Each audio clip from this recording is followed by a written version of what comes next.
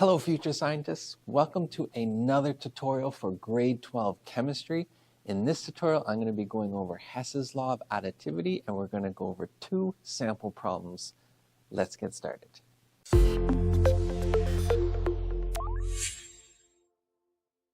All right, so Hess's law of additivity is fairly straightforward. All it says is if you have some sort of net reaction that took a couple steps or a couple different reactions to get to, then the energy involved in the net reaction is simply going to be the sum of the energies in the individual steps.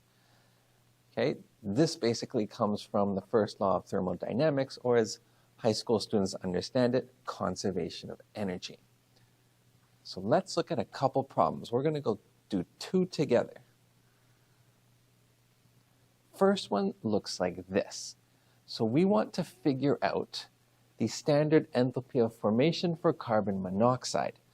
Now, if you haven't learned what formation equations are, let me know in the comments, and my next tutorial for chemistry will be all about formation equations.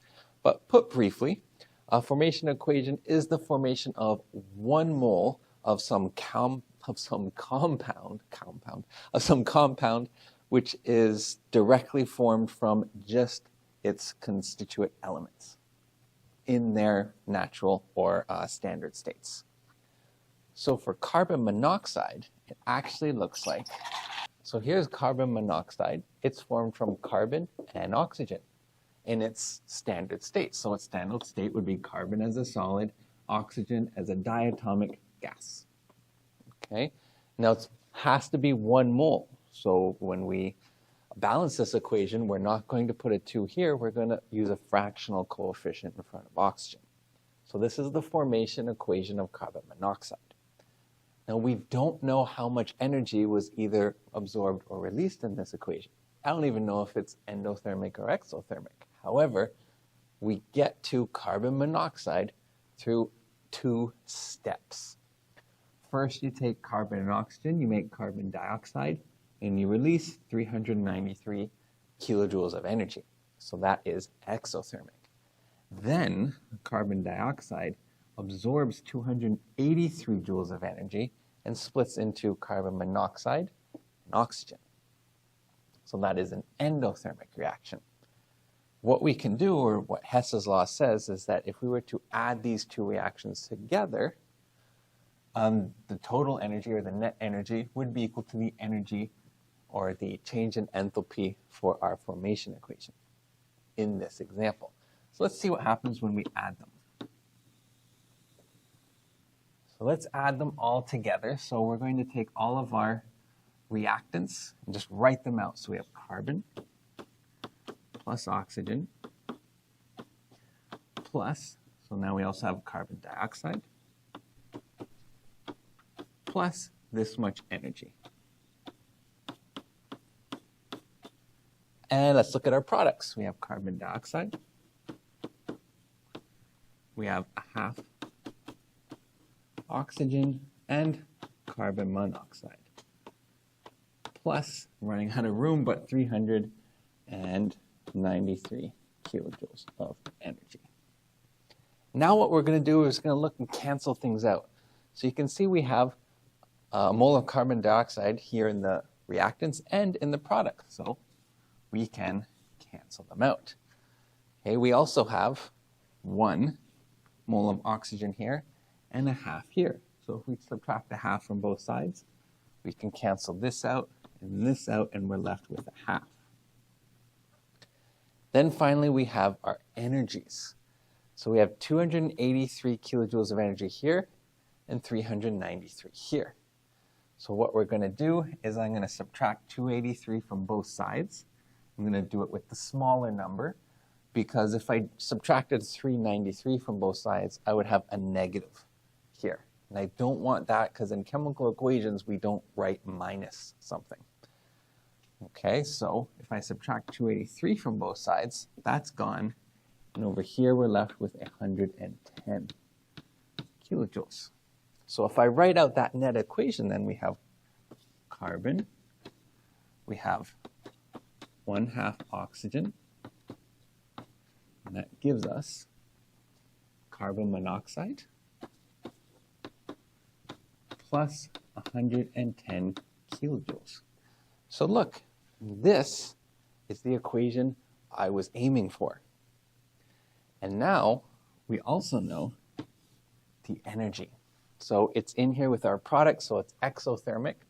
So we can say the change in enthalpy for the formation at standard conditions is minus 110 kilojoules of energy. So hopefully that wasn't too bad. If you have any questions, let me know. But we're going to do another problem where I'm going to throw in a little twist for you. And I'll teach you how to deal with it. All right, so here's our second example. So we're going to consider these two equations. Now each equation looks to be exothermic here, and they're giving us the change in enthalpy for each equation. But we want to determine the change in enthalpy for this reaction down here. We don't know what that is. So how can we use these two as steps to lead us to this one so that we can determine what that change in enthalpy is for this reaction? Now, here's what we're going to do. Because we have a little bit of problem. Let's look at the larger chemicals. Let's ignore oxygen and carbon dioxide and water for a second here. Let's just look at ethanol and hydrogen acetate. Ethanol in our first step is in our reactants. Acetic acid is also in our reactants. But my goal is to have ethanol in the reactants but acetic acid in the products. So how am I going to fix this? Because if I were to simply add these two together, I would not get our goal. So let's look at what we're going to do. Now before we add them, we can multiply through by a certain factor. For example, if I wanted to, I could multiply every coefficient by 2. But that would just mean I have to multiply the change in enthalpy by 2 as well. I could also multiply by 1/2.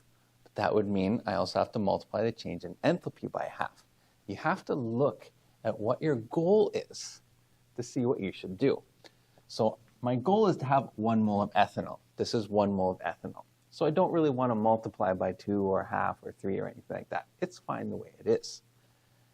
Okay, acetic acid, also 1 mole here, 1 mole here. I don't need to multiply that by 2 or 1/2 or anything. However, I do want it to be in the products. So let's look at what we're going to do. This reaction here has a negative change in enthalpy. So that's an exothermic reaction. Our forward reaction is exothermic. The reverse reaction, though, would be endothermic. So if I completely switched this, the energy would be the same, but it would be a positive value. So what I do is I multiply equation 2 by a -1, making this positive, and switching the reactants and the products. So instead of like this, I would write it like 2 CO2 plus 2H2O gives us acetic acid plus 2O2. Okay, now what I can do is I can add them. Now I can already see some things that are going to cancel. Here we have 2 CO2, and here we have 2 CO2. So let's cancel those. Here we have 2 H2O, and here 3 H2O. So let's cancel 2 here and 2 here, leaving 1 over there. I have 3 oxygen here and 2 here, so cancel 2 here and 2 here, leaving 1, and then the rest as is. So now when we add them, we have C2H5OH, plus we are left with still 1 oxygen, and then we have our acetic acid is now in our products, so CH3, COOH, and we still have 1 water. So I've now reached my goal. So what is the energy? or the change in enthalpy for this reaction, we add them. But this is now positive. So we have negative 1367 plus positive 874, and we get minus 493 kilojoules. So this reaction is exothermic, releasing 493 kilojoules. I hope that video was helpful. If you have any questions, let me know in the comments. And if you want to see that video on how to write formation equations, let me know, and I'll do that tutorial for next week. Also, if you're taking grade 12 physics, you can download my entire course pack for free in the description, so check it out. And as always, thanks for watching, and I'll see you next video.